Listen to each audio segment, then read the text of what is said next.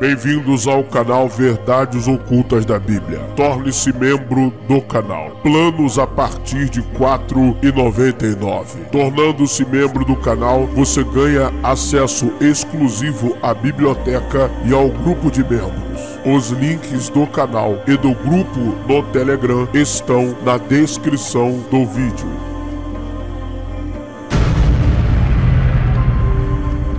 Ative o sino das notificações.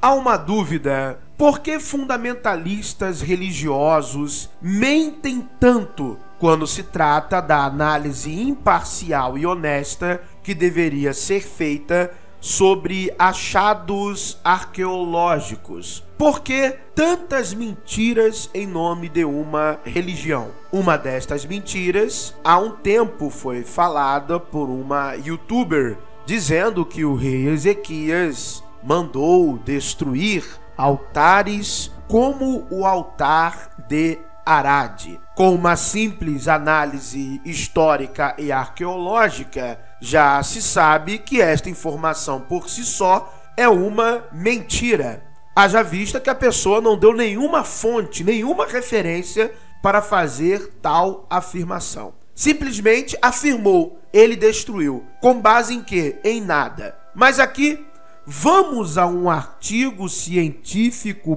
publicado na revista Rever, São Paulo, 2021. Um artigo do professor, doutor, arqueólogo José Ademar Kaerfer. A falta de evidências arqueológicas que comprovem o poder da religião institucional em Israel e Judá. Artigo publicado na revista Rever, revista de estudos da religião, arqueologia e religião, volume 21, número 3, dezembro de 2021. Vamos diretamente ao trecho específico que fala sobre o altar de Arad. Arad era uma cidade-fortaleza militar perto da fronteira sul do território controlado por Judá no final do século 7 antes da Era Comum, já adentrando ao deserto do Negev.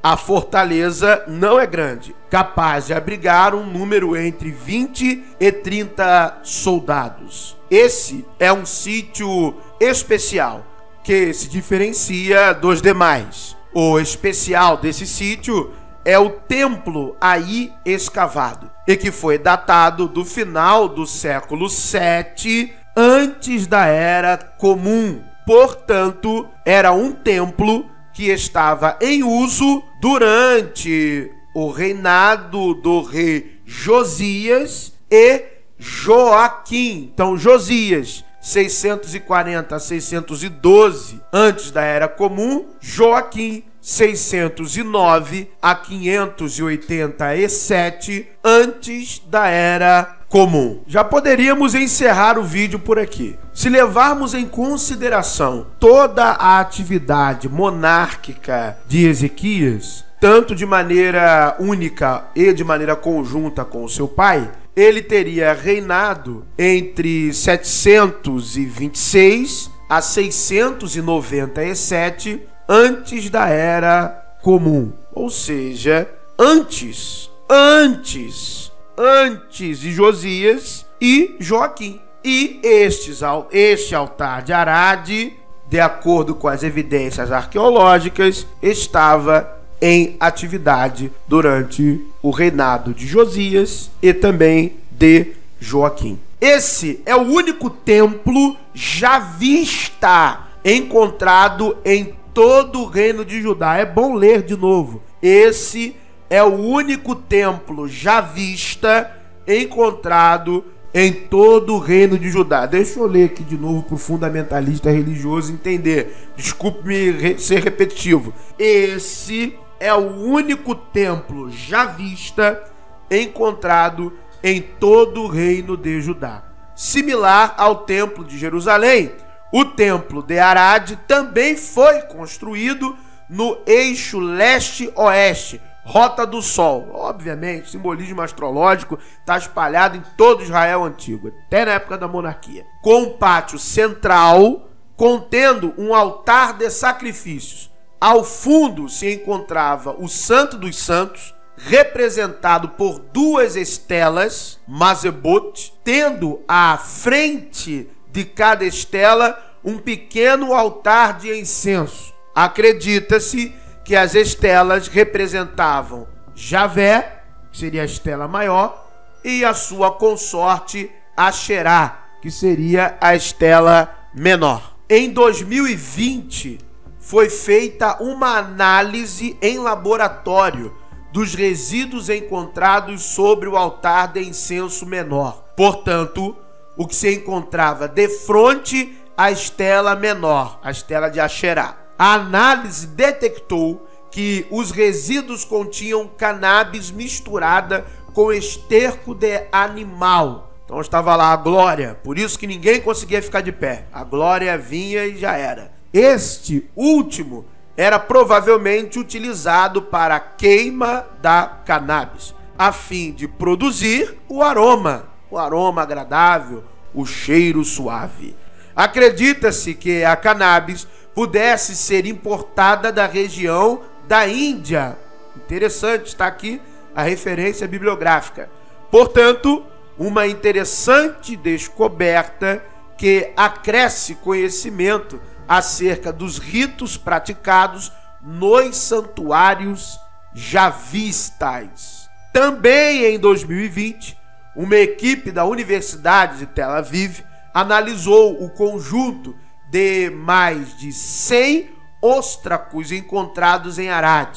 Os óstracos, provenientes de diferentes lugares, foram datados todos muito próximos, no final do século VII, antes da Era Comum. Portanto, um pouco antes da destruição do sítio por Nabucodonosor, no ano 600 antes da Era Comum. Empregando dois novos métodos, a análise algorítmica de caligrafia e, de forma independente, a análise por um profissional de documentos forenses, o resultado foi impressionante. A análise de ambos os métodos detectou a existência de pelo menos 12 caligrafias diferentes nos óstracos, ou seja, que os óstracos foram escritos por pelo menos 12 autores distintos. Está aqui a referência bibliográfica no artigo do professor. Conclui-se, portanto, que no final do século VII existia em Arad e em arredores um corpo de escribas capaz de produzir textos complexos. Se era assim em Arad, quanto mais na capital, Jerusalém. Então pode-se afirmar com relativo fundamento que em Jerusalém, durante os reinados de Josias e Joaquim, havia um corpo de escribas capaz de compor textos bíblicos. Da mesma forma, a partir disso é possível afirmar também que só então surge em Judá um corpo sacerdotal que poderia representar um poder paralelo ao Estado.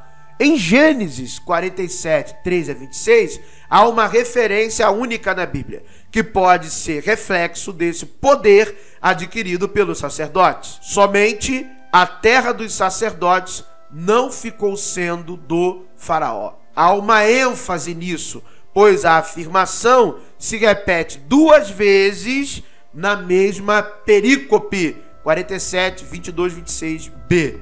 Se situarmos Gênesis 47, 13 a 26 como uma edição no reinado de Josias, essa menção pode ser um testemunho da autonomia que o grupo sacerdotal alcançou na monarquia tardia em Judá, e somente então. Além disso, ela nos leva a concluir que o poder da religião e o domínio da escrita são concomitantes. Muito obrigado por terem acompanhado a excelente leitura de um trecho deste excelente artigo e cuidado, eles mentem para te manipular. Não importa a quantidade de inscritos ou a influência que eles têm.